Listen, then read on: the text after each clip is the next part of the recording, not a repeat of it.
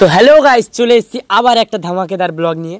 আজকে ব্লগের রিজন হলো চাকলা মন্দির। হ্যাঁ গাইস, ঠিকই শুনেছেন, চাকলা মন্দির। তো চলো রেডি হয়ে আছি, let's go. Hello guys, finally আমি রেডি হয়ে গেছি, দেখতেই পাচ্ছ। আরে পাশে আমার মাই মম, এবার মাও রেডি হয়ে গেছে, দেখতে পাচ্ছ।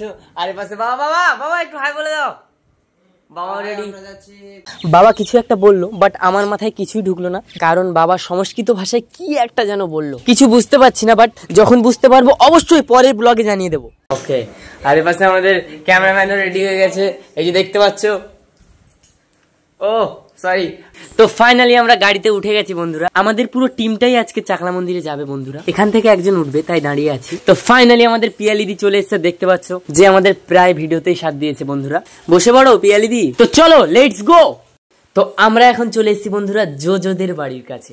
হ্যাঁ গাইস, সেই ভাইরাল গার্ল জোজোদের বাড়ির কাছে।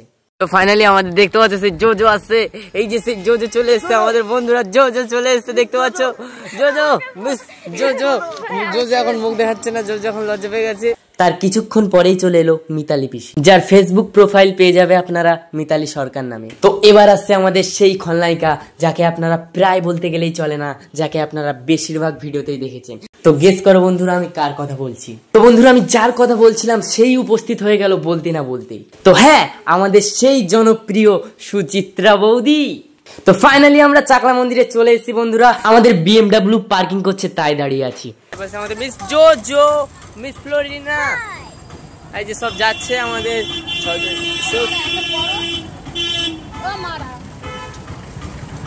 তো এখানে বলছে যে একটা পড়ো। কি সব দিচ্ছে ওখানটাতে। আর এখানে আমাদের বাবা এখানে ফুলের মালা কিনছে, দেখতে পাচ্ছ। জুতো খুলতে হবে গো। তো ফাইনালি আমাদের ডালা কেনা কমপ্লিট বন্ধুরা। তো এবার আমরা যাব পুজো দিতে। আর এই আমাদের চাকলা মন্দিরের বিশাল এক গেট, যেখানে মানুষ অনেক অনেক দূর দূরান্ত থেকে পুজো দিতে আসে, আর এই গেট থেকেই প্রবেশ করে।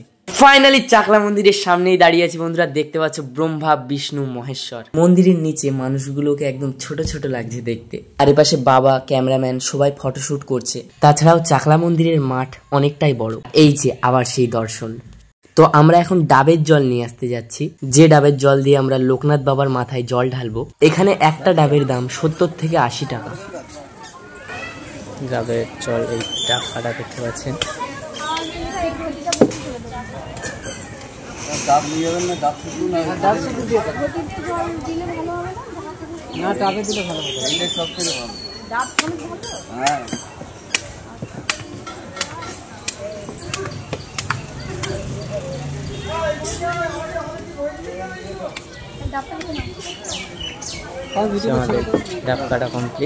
তো ফাইনালি আমরা এখন মন্দিরের ভেতরে ঢুকে গেছি বন্ধুরা।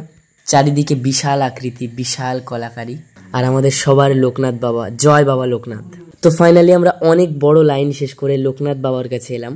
আমাদের মতো অনেকে আছে যারা অনেক দূর দূরান্ত থেকে এসে বাবার মাথায় জল ঢালে, বাবাকে স্মরণ করে। তো আমরা দেরি না করে ঠাকুর মশাইয়ের হাতে ডালা দিয়ে দিলাম।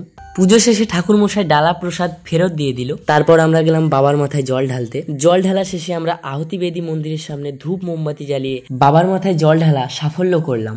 তো ফাইনালি আমাদের পুজো দেওয়া কমপ্লিট বন্ধুরা। পুজো দেওয়া শেষ করে আমরা আমাদের শুটিং শুরু করলাম। শুটিং শেষ করে আমরা গেলাম বাবার ভোগ খেতে। ভোগ খেয়ে একটু মাঠে বসলাম। তো আজকে ব্লগ এই পর্যন্তই, দেখা হবে আবার নেক্সট ব্লগে। ততক্ষণের জন্য tata, bye bye, take care.